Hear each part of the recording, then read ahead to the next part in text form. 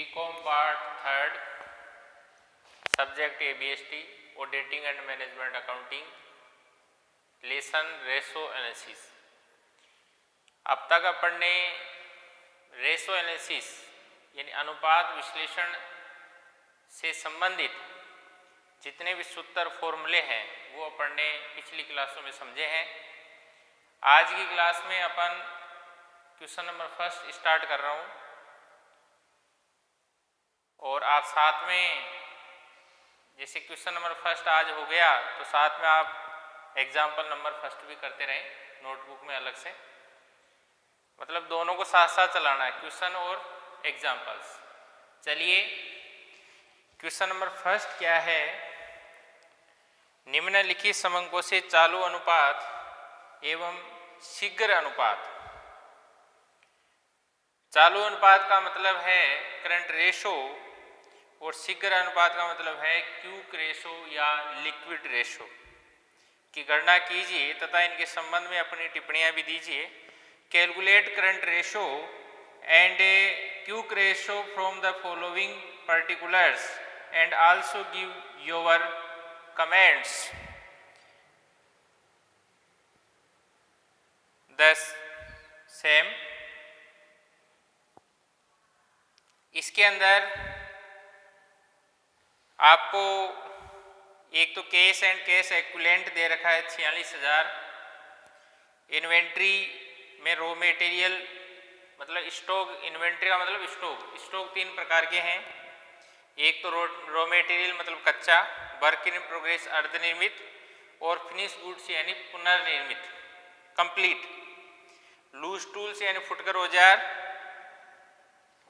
पाने प्लास वगैरह, machinery, computer software, trade payable, trade receivable, long term investment, short term investment,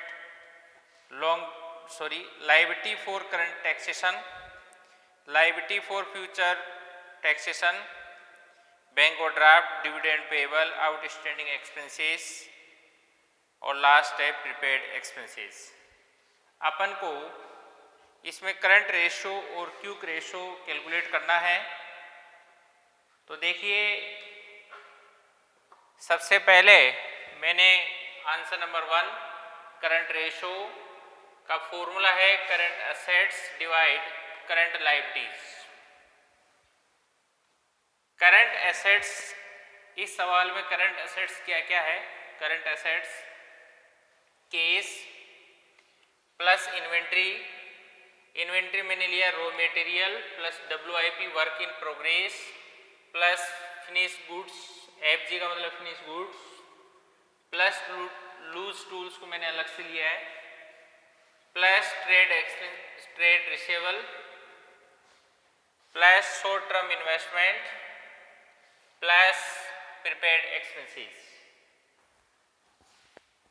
तो cash अपना है 46,000, इन्वेंट्री, रॉ मटेरियल, WIP यानी वर्क इन प्रोग्रेस और फिनिश गुड्स FG, तीनों को जोड़ेंगे तो 260, loose tools 40, trade receivable 2 lakh, short term investment 50,000 और प्रीपेड एक्सपेंसेस 20,000। इनका सभी का टोटल करेंगे तो 6,16,000 रुपये करंट एसेट्स आ गई। करंट लायबिलिटीज में trade payable plus liability for current taxation plus liability for future taxation plus bank overdraft plus dividend payable, ठीक है, plus outstanding expenses. Trade payable 170, liability for current taxation 30, liability for future taxation 20 और bank overdraft 60, dividend payable 50,000 और outstanding expenses 10,000। इस तरह से current liabilities हो गई अपनी 3,40,000। 6,16,000 रुपये अपनी करंट एसेट्स आ गई और 3,40,000 रुपये अपनी करंट लायबिलिटीज आ गई। 6,16,000 में 3,40,000 रुपये का डिवाइड करेंगे तो 1.8/1। अतः करंट रेशो इक्वल 1.8:1, 1.8:1। दूसरा अपन को निकालना है लिक्विड या क्विक रेशो, उसका फॉर्मूला है लिक्विड एसेट्स बटा करंट लायबिलिटीज। करंट लायबिलिटीज जो पहले से कैलकुलेट है 340 वही काम में लेंगे। लिक्विड एसेट्स अपन निकाल लेते हैं। करंट एसेट्स में से इन्वेंट्री प्लस प्रीपेड एक्सपेंसेस अपन लेस करेंगे। एडवांस इन इनकम टैक्स और पेमेंट इन एडवांस भी यदि होता तो वो भी अपन लेस कर देते। चार चीज़ें लेस होती है करंट एसेट्स में से, inventory, prepaid expenses, payment in advance और एडवांस इनकम टैक्स। ये चार चीज़ें इसमें से लेस होती है। ठीक है,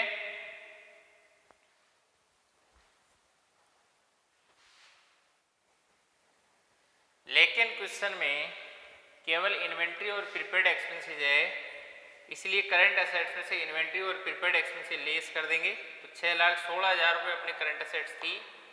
ठीक है, उसमें से inventory, raw material plus WIP work in progress plus finish goods तीनों को मिलाकर 260 प्लस प्रीपेड एक्सपेंसेस 20,000, 6,16,000 रुपये में 2,80,000 रुपये अपन को लेस करने हैं। 3,36,000 रुपये लिक्विड एसेट्स आ गई अपनी।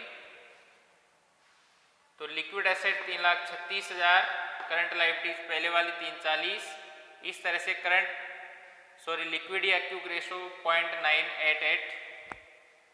ठीक है, इसको अपन अपोन में भी लिख सकते हैं, डिवाइड में। कैसे? 0.988 डिवाइड 1। अतः क्विक रेशो 0.988:1। अपने बुक में करंट रेशो दिया हुआ 1.8:1, 1.8:1 और क्विक रेशो दिया हुआ 0.925:1। तो करंट रेशो अपने बिल्कुल सही है 1.8:1, लेकिन बुक में लिक्विड रेशो यानी क्विक रेशो 0.925 दिया हुआ है, अपने आ रहा है 0.988। ये सही है, आप इसे बुक में करेक्शन कर लें। 0.925 को 0.988 बना लें। ठीक है, इसे आप करेक्शन कर लें बुक में। नेक्स्ट क्लास में अपन नेक्स्ट क्वेश्चन देखेंगे, जो भी है क्वेश्चन नंबर 2। साथ में आप एग्जाम्पल्स करते रहिए, आप एग्जाम्पल्स आगे भी कर सकते हैं। और कोई भी क्वेश्चन, किसी भी क्वेश्चन का वीडियो देखने से पहले आप क्वेश्चन को कम से कम ढंग से रीड कर लें, ढंग से पढ़ लें आप उसको, तभी आपको समझ में आएगा कि कौन सी चीज़ क्वेश्चन में कहाँ लिखी हुई और कितने अमाउंट की है और क्या क्या लिखा हुआ है। इसलिए वीडियो देखने से पहले आपको बुक के अंदर क्वेश्चन को अच्छी तरह से कम 2 बार पढ़ना बहुत ही ज़रूरी है, ध्यान से पढ़ना ज़रूरी है। ठीक है ना? Thank you.